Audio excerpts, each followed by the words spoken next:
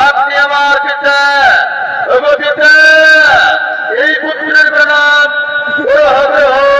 আর বলো পিতা আমায় কি কারণে করেছেন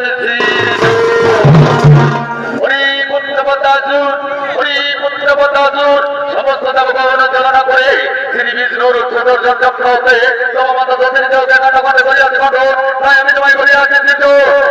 পুত্র তুমি তোমার মাতৃহত্যার নাম আমার শক্তি বলে রাজ করিবে তোরা তোলে এই মামাদের তাই হবে তাই হবে তাই হবে